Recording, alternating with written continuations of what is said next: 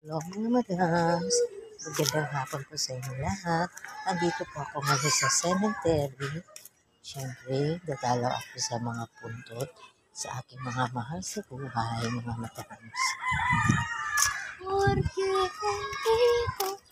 Ito po ang aming cemetery sa Cebu.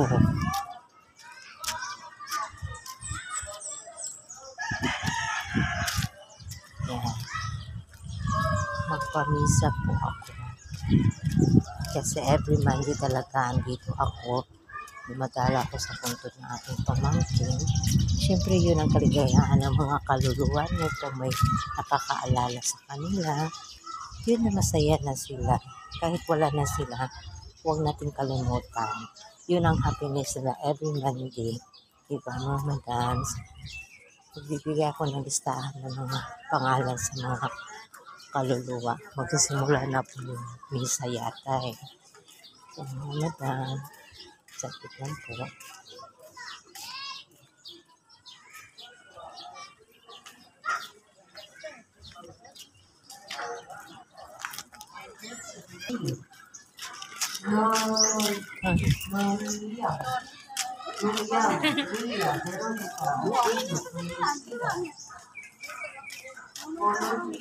Yan po yung misa dyan banda.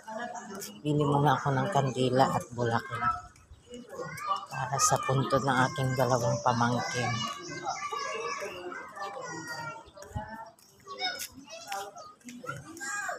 Doon ako sa labas bibili mga madams. Aakyat ako dito mamaya. Diyan. Mapunta muna ako sa labas mga madams. Ito na to? Ayan lang. Isod lang. Thanks, no? Oo. Ito sa. Di naman. Mabasa yan. Ayun. Mabasa. Ngayon ko gusto ko na. Sige, balik na ako. Oo, thank you. Yung bilihan ng bulaklak mga madams. Akit muna ako dito. Dito ako sa puntod. Ay, nandito pala ang aking sister-in-law at brother. Nandito sila mga madams. Dumalaw sa kanilang anak.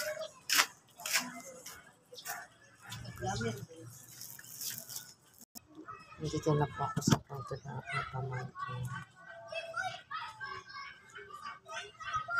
Nandito yung papa at mama niya. Nauna pa sa akin. Minsan ako nauna dito. May kapatid din siya, ano lang, noong September, doon sa kabila. Pupunta ako sa kabila. Tapos ko dito sa aking pamangkin. Ayaw kasi magpakita sa video yung mama at tatay. Diba, privacy naman. Private nila. Ito ako, panganay nila. Ito yung panganay na una nawala. Panganay namin, anak ng kapatid namin. Panganay niya, anak namatay. Pangalawa niyang anak din namatay. Pupuntahan ko mamaya mga madams. Dito muna ako sa panganay. Araw-araw, every Monday talaga ako pumupunta dito. Hindi ako nagtitinda ng Monday kasi binibigyan ko sila ng oras. Kahit wala na sila, at mas maging masaya sila, diba? Naalala pa natin sila. Hanggang nabubuhay pa tayo, bigyan natin sila ng panahon. Diba, mga guys? Tunak sa kanila. Kaya sa mitang pamisa yung pamangkin ko si Jupoy. Pangalawang pamangkin ko mga madam. Simulan na ang misa. Atin muna kami ng misa mga madams. Bye mga madams. Salamat. Please subscribe my YouTube channel, Madam Sheena 718. Please support me.